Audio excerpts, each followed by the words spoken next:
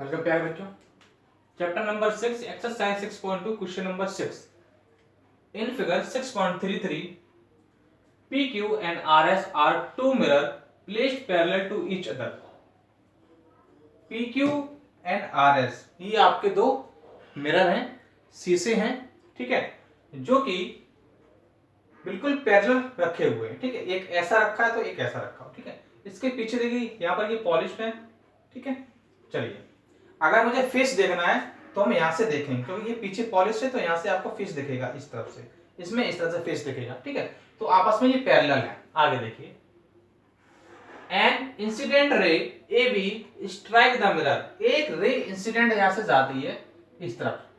ठीक है, A B, ये आपकी एक ए बी रे है, स्ट्राइक में उससे टकराती है द मिरर पी क्यू, ये आपका मिरर पी क्यू है ना, इससे ये रे जाके टकराती है एट बी, बी पॉइंट पर। ठीक है, यहां पर बी पॉइंट है आपका। The reflected ray moves along the path BC, और ये अपना पाथ बना दिए किसका, बीसी का। यहां से हुई, ठीक है, यहां से इंसिडेंट रे है ना, रिफ्लेक्ट होके ये आगे किस पर, सी पॉइंट पर, जो कि यहां पर एक आरएस मिरर है। यहां से आकर फिर से यहां पर स्ट्राइक करती है और फिर से ये इस तरफ डी पॉइंट तक निकल जाती है। ये आपको बताया जा रहा है। ठीक है, reflected ray moves along the point BC, ठीक है, path BC and strike the mirror RS, ये RS मिरर है, इस पे स्ट्राइक करती है एट C पॉइंट पर। अगेन रिफ्लेक्ट, और फिर से ये रिफ्लेक्ट होती है बैक अलोंग CD पर। ठीक है, ये देखिए CD से ये रिफ्लेक्ट हो जाती है।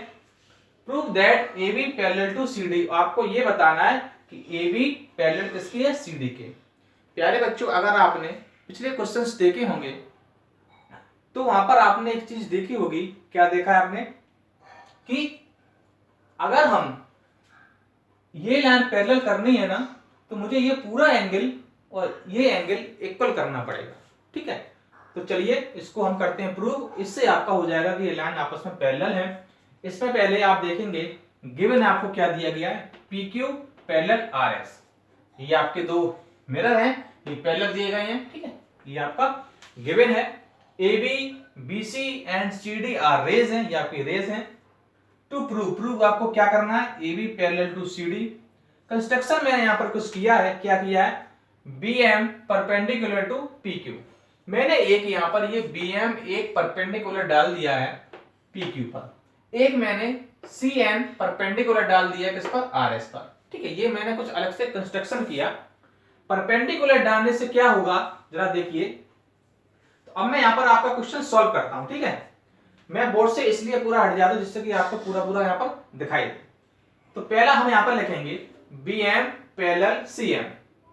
देखिए कोई भी पैरेलल लाइन है उस पे अगर आप परपेंडिकुलर डालते हैं तो ये लाइन भी आपस में क्या होती है, पैरेलल होती है। ठीक है, चलिए देखेंगे BM पैरेलल टू आपका हो जाएगा CM। कैसे पैरेलल होगा, ठीक है, perpendicular on parallel are also parallel.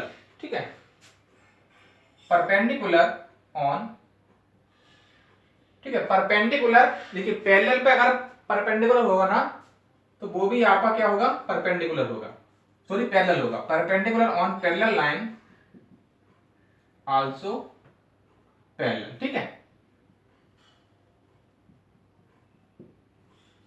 इस तरह से हो जाएगा आपका।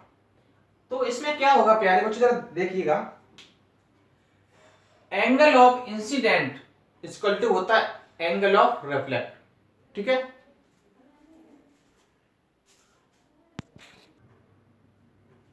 सॉरी प्यारे बच्चों, लाइट यहां पर नहीं थी।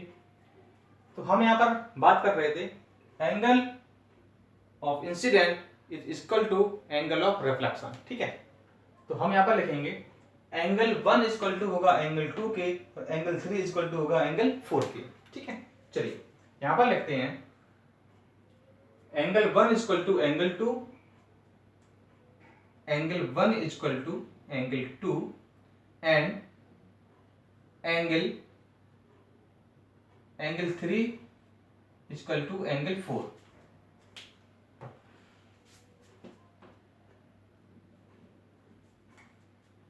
Angle 3 equal to angle 4। कैसे होगा ये? लॉ ऑफ रिफ्लेक्शन, ठीक है। ठीक है प्यारे बच्चों, आगे देखिए। तो ये आपका इक्वेशन बन जाएगा कितना? 1। इसे मैं इक्वेशन 1 मान लेता हूं, ठीक है।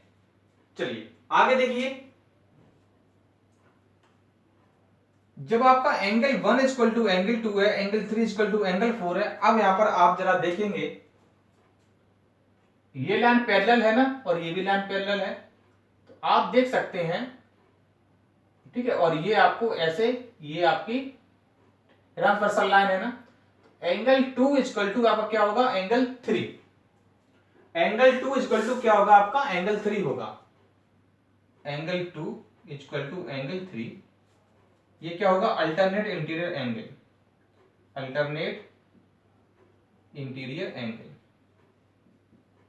प्यारे बच्चों जरा देखेंगे, ये लाइन आपस में पैरेलल है, हमने यहां पर दिया हुआ। तो देखिए ये एंगल, ठीक है, ये एंगल और ये एंगल क्या होगा? इक्वल होगा, ठीक है। ये एंगल आपका इक्वल हो जाएगा। आगे देखिए, जब एंगल 2 इक्वल टू एंगल 3 है ना, तो 2 की जगह हम 3 रख सकते हैं, तो एंगल 1 इक्वल टू एंगल 3 हो जाएगा।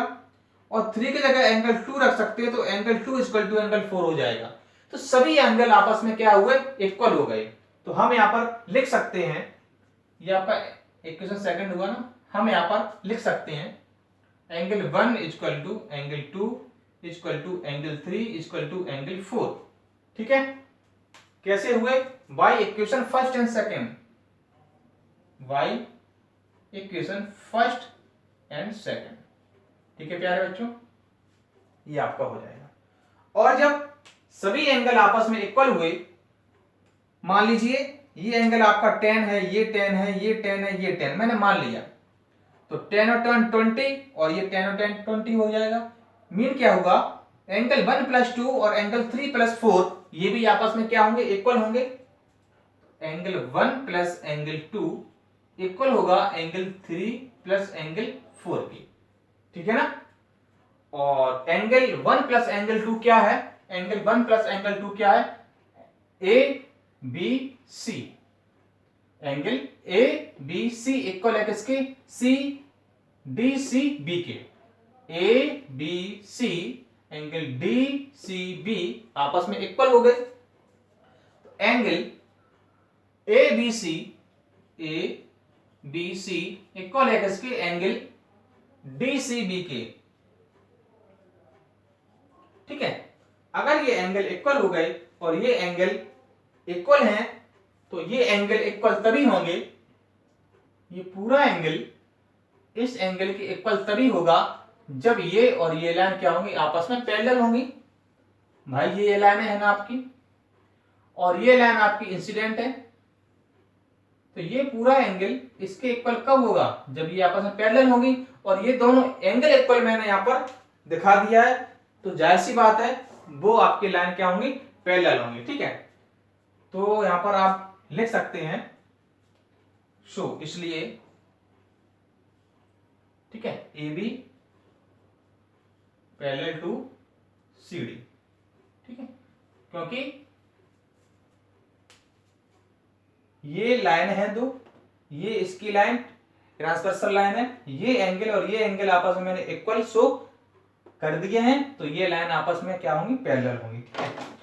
पैरेलल लाइन है तो एंगल इक्वल होंगे, एंगल इक्वल है तो लाइन पैरेलल होंगी, ठीक है। तो ये आपका क्वेश्चन था, और इसी के साथ एक्सरसाइज आपकी 6.2 खत्म हो गई, ठीक है।